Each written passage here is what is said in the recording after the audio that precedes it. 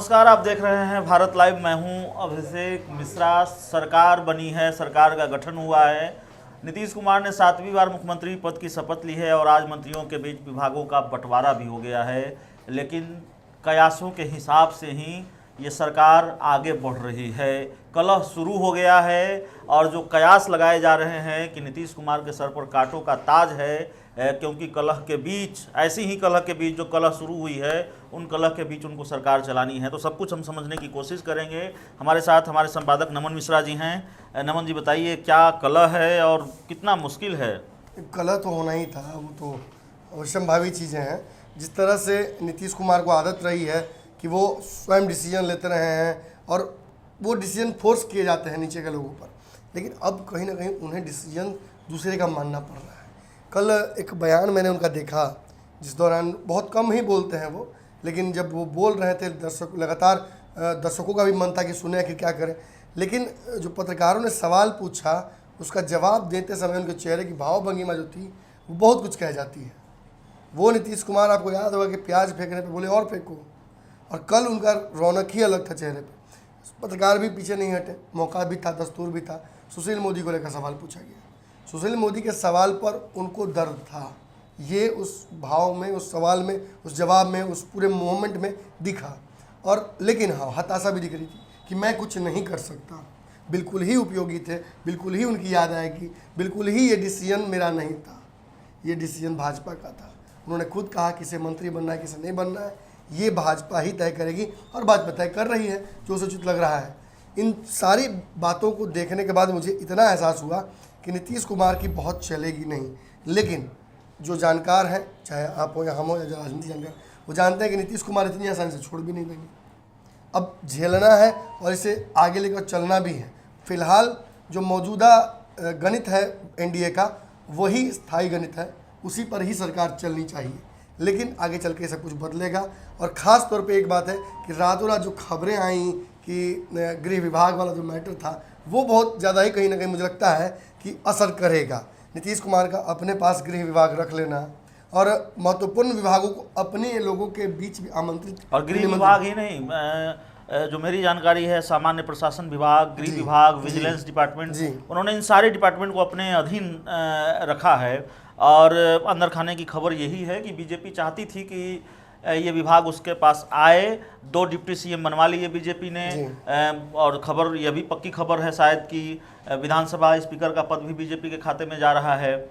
और मैं कल एक किसी चैनल पर सुन रहा था, जो बड़े नेता हैं जेडीयू के सी त्यागी, उनसे जब ये सवाल पूछा गया सुशील मोदी को लेकर, तो उन्होंने कहा कि देखिए, बीजेपी 74 सीटों वाली पार्टी है, हम कैसे उनको डिक्टेट कर सकते हैं कि आप सुशील मोदी को ही डिप्टी सीएम बनाइए। ये तो कहीं ना कहीं जेडीयू को भी ये एहसास है कि बीजेपी 74 सीटों वाली पार्टी है। अच्छा, तो एक और बात अभिषेक जी, मुझे ये अंदर खाने से कुछ लोगों ने बताया है, जो ब्यूरोक्रेट्स ही हैं। बात ये समझ में आई मुझे उस दौरान कि अब भाजपा का जो नेक्स्ट टारगेट है वो है कि नीतीश कुमार के नवरत्नों की छटाई। बिल्कुल, यानी वो विभाग के प्रशासनिक अधिकारी जो अब तक, चाहे प्रेम कुमार का मंत्रालय रहा हो, नंदकिशोर यादव का मंत्रालय रहा हो, भाजपा के अन्य मंत्रियों का मंत्रालय रहा हो, इन सभी पर जो प्रोटोकॉल बिठा रखा था उन्होंने, उसको अब भाजपा हटाएगी। और खबर आ रही है कि नए कैडर के लोगों को भी मौका मिल सकता है। लेकिन एक बात स्पष्ट है कि जहाँ आपने बिल्कुल भी बात हो पहले कही कि कुछ महत्वपूर्ण विभागों को अपने पास रखा गया, उसका एक कारण है। देखिए, पहले ही से नीतीश कुमार को डिसआर्म कर दिया गया है। जो बम डिफ्यूजन वाली मेरी बात थी, जो हम दोनों चर्चा कर रहे थे, तो हमने कहा था, बहुत दर्शकों ने भी कहा है कि एकदम सही कहा आपने, वही हुआ है। तो नीतीश कुमार को निहत्था करने का तो प्रयास पूरा कर रही है भाजपा, लेकिन आसपास के छोटे मोटे चुटपुटिया बम को भी वो अपने पास रखना चाहते हैं। ये हथियार बड़ा होगा उनके लिए। और देखिए, कल अमित शाह शपथ ग्रहण में आए। सब लोग जानते हैं कि पूरे चुनाव में अमित शाह बिहार से दूर रहे। उनकी तबीयत भी एक वजह बताई गई, उन्होंने बिहार में चुनाव प्रचार नहीं किया। लेकिन अमित शाह कल नीतीश कुमार के शपथ ग्रहण में मौजूद रहे, ये भी अपने आप में बड़ा सवाल है और ये भी बड़ा मैसेज दे रहा है। अमित शाह शपथ ग्रहण में मौजूद रहे, इसका असर भी दिखेगा बिहार की राजनीति में। और बीजेपी के लिए मौजूद रहे, वो शपथ ग्रहण में मौजूद रहे, ऐसी बात नहीं है। और मैंने पहले भी कल भी कहा था बातचीत में कि दरअसल बीजेपी खेमे में जो जश्न है वो इस बात से ज़्यादा है। एक जश्न तो ये होता है कि ठीक है हमारी सरकार बन गई, हमारे खेमे के 2 डिप्टी सीएम बन गए, तो उस जश्न से ज़्यादा इस बात का जश्न है कि नीतीश कुमार अनकंफर्टेबल हो गए हैं और अब चले न चले, कितनी चलेगी नीतीश कुमार की, कितनी चलेगी बीजेपी की, वो तस्वीर तो धीरे धीरे साफ हो ही रही है। लेकिन आगे की तस्वीर क्या होगी अभी हम नहीं कर सकते, लेकिन बीजेपी के नेताओं को लगता है कि नहीं अब तो चलेगी हमारी। बीजेपी के जो प्रदेश नेतृत्व हैं या बीजेपी का जो शीर्ष नेतृत्व है कुछ भी कहे, लेकिन उससे अलग जो नेता हैं बीजेपी के और बड़े बड़े नेता हैं, महत्वपूर्ण नेता हैं, उनको यही लगता है कि अब हमारी बारी है। देखिए आगे चल के सरकार को तो गिरना है, बिल्कुल, और इसकी तैयारी भी अलग अलग तरीके से शुरू हो गई। मैं आपको बता दूं अभिषेक जी और दर्शक भी कि ये पकड़ कैसे पाते हैं, इन बातों को समझ कैसे, आपको तो शायद पता हो, लेकिन ये चीज़ें कैसे समझ में आ जाती हैं कि ये सरकार स्थायी नहीं है। आप वैसे पूंजीपति जो बड़े बिजनेसमैन हैं, जो ठेका पट्टेदारी करते हैं, जो सरकारी संस्थाओं में पैसा लगाते हैं, उससे पैसा मुनाफा कमाते हैं, आप ऐसे कई लोगों से आप बात कर सकते हैं।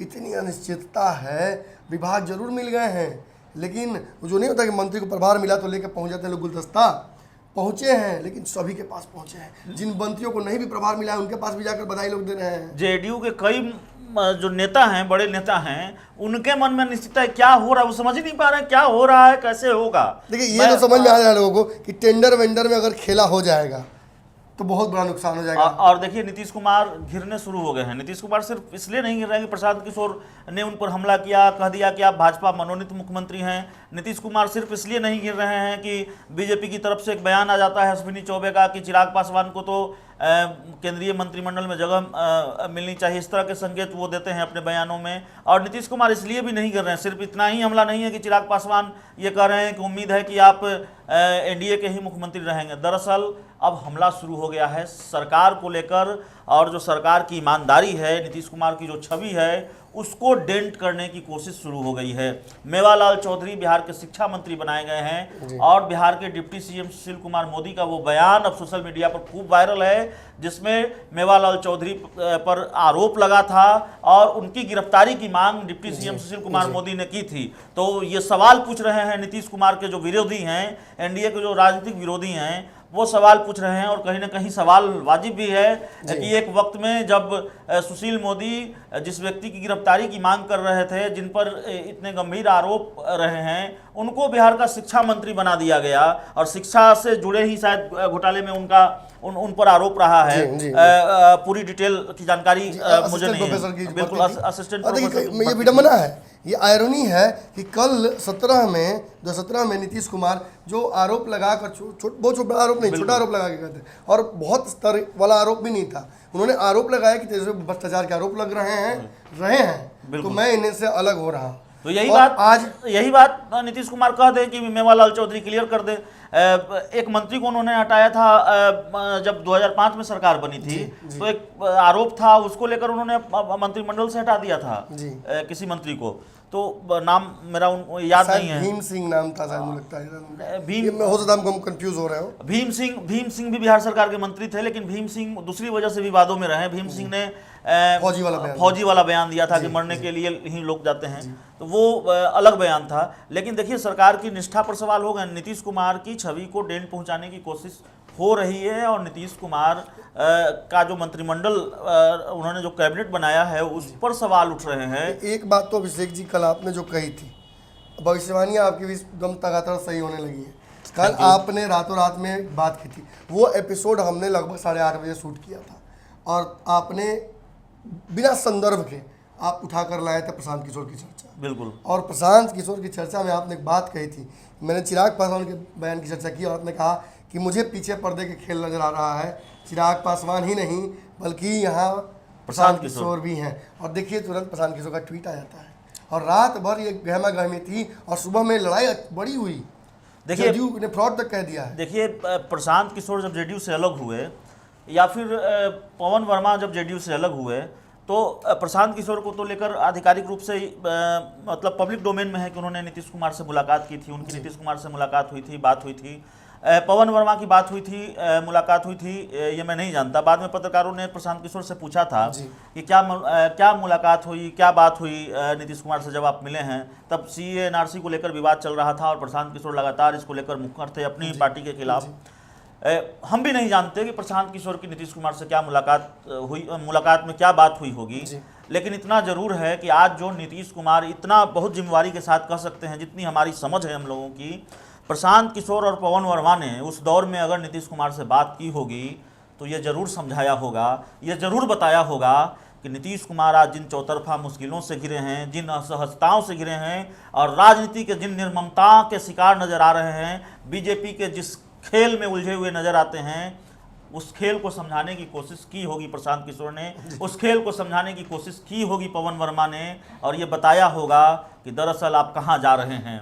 लेकिन शायद नीतीश कुमार नहीं समझ पाए और उस नहीं समझ कर भी नहीं समझना चाहते होंगे, उस नासमझी का असर अब दिख रहा है और बिल्कुल ये दिखने वाला दिख रहा है, कोई छुपी हुई बात नहीं है। देखिए बीजेपी बहुत लंबे वक्त से कहती रही कि देखिए, हमने इंटरव्यू लिया था शाहनवाज हुसैन का एक दूसरे चैनल के लिए, उन्होंने कहा कि देखिए तब वो सवाल और वाजिब था कि बड़ा भाई कौन है, छोटा भाई कौन है, किसको कितनी सीटें मिलेंगी, तब सीटों का बंटवारा नहीं हुआ था।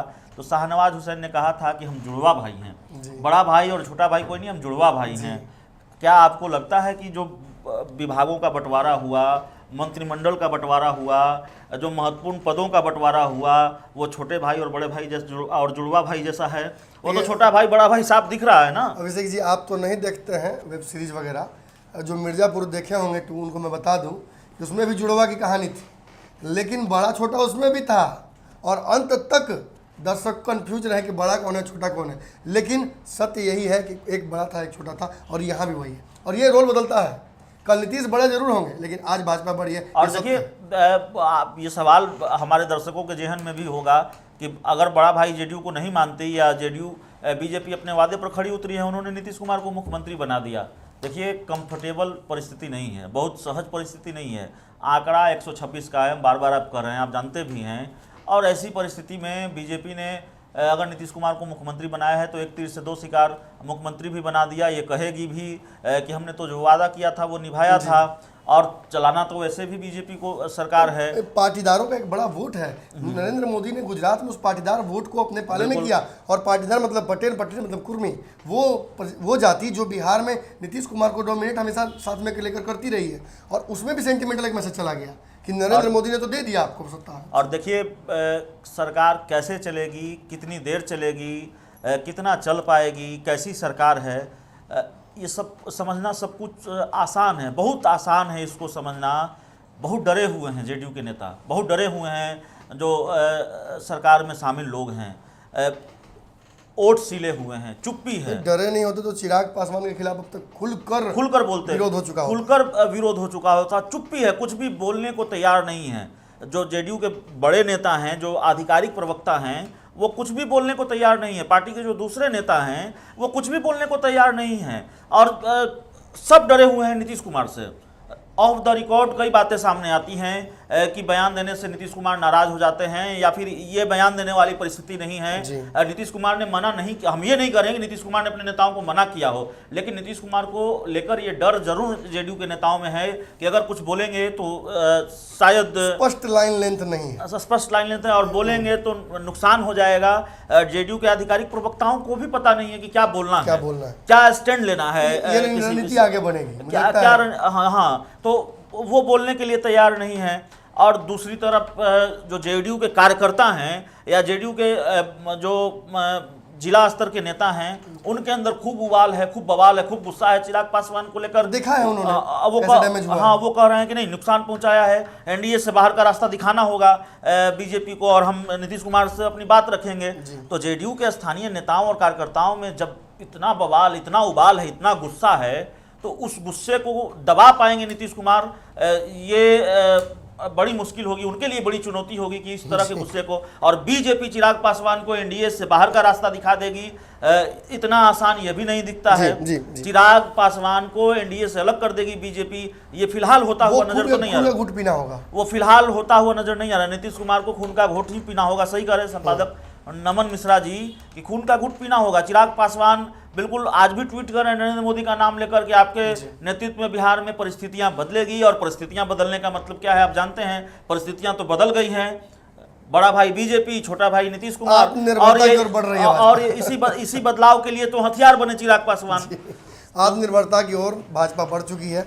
और वो देखिए कहावत है, बाबा हमारे स्टूडियो में मौजूद हो गए हैं और घूम रहे हैं आसपास, तो एक बात जरूर कहना चाहूँगा उनकी मौजूदगी में, जो खास एक उनका शैली है कि कतना प्यास लागल रहे कुआं में ना फाना जाला। तब अगर फान गए गलती से कुआं में तो 100 में से एक पहलवान अपने हिसाब से कुआं से बाहर निकल सकता है, बाकी लोगों को निकालना पड़ता है। और आज परिस्थिति यही है कि नीतीश कुमार कुएं में है, निकालने के लिए बाहरी ताकतों की आवश्यकता पड़ेगी। देखिए कौन आम लोग, कोरोना का संकट अब भी बना हुआ है और आम लोग हो सकता है कोरोना से डर रहे हों, डरना चाहिए, एहतियात बरतना चाहिए। लेकिन जेडीयू के नेताओं और प्रवक्ताओं को कोरोना से ज़्यादा डर पत्रकारों के सवालों से है। पत्रकारों के सवालों से ज़्यादा डर है और वो कुछ भी बोलने को तो पता ही नहीं है क्या बोलना है। ये स्थिति और परिस्थिति है। अब सरकार कैसे चलेगी, गठबंधन कैसे चलेगा? लगता है अभिषेक भाई ये अब जब जैसा तब तैसा की स्थिति में ही रहेगी स्थिति। और जब तक 1-2 महीने में स्पष्ट नहीं होता है, नीतीश कुमार को एक सवाल का भी जवाब बिल्कुल चाहिए, जो कि उनको कहीं से नहीं मिल रहा है, कि भाजपा चाहती क्या है। अगर भाजपा इन्हें हटाना चाहती है या वाकई जो हम एनालिसिस कर रहे हैं, ये जो मार्केट में चर्चाएं हैं कि नीतीश को अपंग कर दिया जाएगा, तो फिर तो नीतीश कुमार को यहाँ से कुछ ना कुछ डिसीजन लेना पड़ेगा और वो उसी का इंतजार कर रहे हैं। दरअसल देखिए अब यह भी समझना होगा कि बीजेपी से नीतीश कुमार को फायदा क्या है, बीजेपी के साथ रहने में नीतीश कुमार को फायदा क्या है। कल आपने एक बात कही कि एक्सपायरी डेट है और बंगाल का चुनाव होना है, तो हो सकता है बंगाल चुनाव निपट जाए तो नीतीश कुमार भी निपट जाए, एक साथ दो काम हो जाए, हो सकता है। और देखिए नीतीश कुमार को लेकर नाराजगी बहुत है बिहार में, जो नाराजगी रही है हाइपर लोकल लेवल पर भी दिखा है और एक्सट्रीम लेवल पर एंटी इनकम्बेंसी दिखी है। नहीं तो चिराग पासवान के डैमेज करने से नीतीश कुमार जैसा व्यक्ति बहुत डैमेज नहीं होते। ठीक है, सीधी लड़ाई में राजद को हरा दिया कई जगहों पर, बिल्कुल ये ऐसा नहीं संभव था, ऐसे संभव नहीं था। तो चिराग पासवान ने नुकसान पहुंचाया, ये सही बात है। और देखिए नुकसान हुआ है और नीतीश कुमार को लेकर एक नाराजगी है। और राजनीति में जो बड़े पदों की एक्सपायरी डेट होती है, शायद वो एक्सपायरी डेट आ गई है, जो हमने बताया कि एक्सपायरी डेट के साथ ये सरकार आई है। तो नीतीश कुमार के पास उस तरह का संगठन नहीं है जिसकी चर्चा होती है। नीतीश कुमार एक चेहरा हैं जिसके मुकाबले कोई चेहरा न तो बीजेपी में है ना आरजेडी में है, ठीक है। लेकिन संकट यही है कि इसी चेहरे के खिलाफ बहुत नाराजगी है बिहार में, इसी चेहरे को लेकर कई सवाल उठ रहे हैं। ये बात तो नीतीश जी भी अच्छे से जानते हैं और इसी नेतृत्व पर सवाल उठ रहा है। तो सवाल है कि जब चेहरे की विश्वसनीयता पर सवाल उठ रहे हैं, चेहरे की जो चमक थी, उसका जो चमत्कार था, उस चमत्कार पर अब पीएम मोदी का चेहरा भारी पड़ गया है, उनका करिश्मा भारी पड़ गया है। आखिरी सवाल आपसे मैं पूछूंगा, दर्शक भी हमारे साथ बहुत ऐसे बने हुए हैं। अगर ये परिस्थिति, एक बहुत मजेदार सवाल है, शायद ये सवाल कोई पूछे, अगर ये नीतीश कुमार 2020 के नीतीश कुमार हैं तब तो ठीक है, अगर ये 2008 से 10 के बीच के नीतीश कुमार होते और मौजूदा परिस्थिति होती तो चुनाव फिर से चुनाव होता। बिल्कुल। तो बहुत अच्छा सवाल किया है। तो बीजेपी को फायदा क्या है? नीतीश कुमार वाकई अगर 2008 और 10 के नीतीश कुमार होते तो फिर से चुनाव हो जाता। और सवाल है कि वो कितनी देर तक 2020 के नीतीश कुमार बने रहते हैं या फिर 2008-10 के नीतीश कुमार बनने की कोशिश करते हैं और इसी जद्दोजहद में ये सरकार गिर जाएगी, ये बड़ा सवाल है। तो बीजेपी को नीतीश कुमार चेहरा हैं, उनके मुकाबले कोई चेहरा नहीं है, लेकिन अब उसी चेहरे को लेकर सवाल उठ रहा है, उससे बीजेपी को क्या फ़ायदा है ये भी बीजेपी समझ रही है, क्या नुकसान है ये भी बीजेपी समझ रही है। नीतीश कुमार के चेहरे का जो करिश्मा है, उस चेहरे के करिश्मे पर, उस जादू पर भारी पड़ गया है पीएम मोदी का जादू। और नीतीश कुमार की एंटी इनकम्बेंसी के बाद भी जो एनडीए की सरकार बनी है और एक पूर्ण बहुमत आया है, हालांकि कम सीटों से आया है, तो उसमें प्रधानमंत्री नरेंद्र मोदी को क्रेडिट दिया जा रहा है कि उन्होंने ताबड़तोड़ रैलियां की है। तो अब चेहरा भी बीजेपी के पास है, जादू भी बीजेपी के पास है और सीटें भी ज़्यादा बीजेपी के पास है। हालांकि बिहार में सीएम कौन होगा, प्रधानमंत्री का करिश्मा इस तरह का है तो वो ज़्यादा मैटर शायद नहीं करता। अभिषेक भाई एक बात तो तय है कि जहाँ जदयू के नेता घटे हैं, कल हमने देखा है कई दिग्गजों की छुट्टी हो गई है, वहीं भाजपा में कम से कम, बाकी की बात नहीं करूँगा, दो नेता दिग्गज तो नए पैदा हो गए ना, बिल्कुल नए दो पैदा उप हो गए हैं। मुख्यमंत्री नए लोगों को बनाया गया है और उन्हें भी उठाया गया सीधे जमीन से उठाकर। तो इस हिसाब से भाजपा तो जीत में हमेशा रहेगी और उनके पास चेहरे भी अब हो गए हैं। तो ऐसी स्थिति में बस ये कैट एंड माउस का गेम है, आंख कौन पहले झपकाता है, लेकिन लड़ाई तो रोज ही होगी। हमें लगा था कि चुनाव बाद सब कुछ शांत हो जाएगा तो थोड़ा पत्रकारिता के अलावा कोई छुट्टी उट्टी भी लेंगे, लेकिन हमें लगता है छुट्टी अभी मिलने वाली है नहीं। ये सरकार जितनी अनस्टेबल है, कभी भी कुछ भी हो सकता है। चलिए, इसी तरह से आप लगातार हमारे इस चैनल पर बने रहिए। बहुत प्यार आपका मिल रहा है, इसके लिए मैं व्यक्तिगत तौर पर आप लोगों को धन्यवाद भी आज इस वीडियो में करना चाहूँगा। कल से लगातार मैं देख रहा हूँ कमेंट्स आपके बहुत आ रहे हैं, फेसबुक पर बहुत ज़्यादा लोग लाइक कर रहे हैं हमारे पेज को, वीडियो को शेयर किया जा रहा है और पर्सनल मुझे व्हाट्सएप पर भी आप बहुत बहुत धन्यवाद दे रहे हैं, बधाई दे रहे हैं, आपके बधाई संदेश आ रहे हैं। साथ ही साथ आपने हमारे UPI नंबर पे मेरा जो व्यक्तिगत आग्रह था कि 22 लोगों की टीम को चलाने के लिए आर्थिक सहयोग कीजिए, वो भी आप कर रहे हैं। 2 रुपये 5 रुपये से लेकर 500 रुपये तक के आपके सहयोग हमारे पास मिले हैं। मैं व्यक्तिगत तौर पर एक दिन बैठकर उन सारे लोगों का नाम भी आपको बताऊंगा जिन्होंने सहयोग किया है, ताकि उन्हें भी अच्छा लगे कि उनके एक छोटे से सहयोग से या बड़े सहयोग जो भी आप कह सकते हैं, उससे हमारे लिए एक बहुत महत्वपूर्ण योगदान देने का आपको मौका मिला है और इससे हमारे चैनल का जो इकोसिस्टम है, आर्थिक इकोसिस्टम, वो चल पाएगा। तो धन्यवाद। अगर ये वीडियो पसंद आई और वह बिहार के राजनीति और बिहारियत से सरोकार रखेनी तो सब्सक्राइब बटन दबा के चैनल के सब्सक्राइब कर ली। ओजे एगो घंटी बा, ओकरा बटन दबा देला से कुल सटीक और मारक खबर रुआ मुफ्त में मिल जाई। अगर रुआ पत्रकारिता के हमनी के नया प्रयोग में सहयोग कर चाहतानी तो ज्वाइन बटन दबा दी। पेटीएम नंबर नोट कर ली 9386816700। धन्यवाद।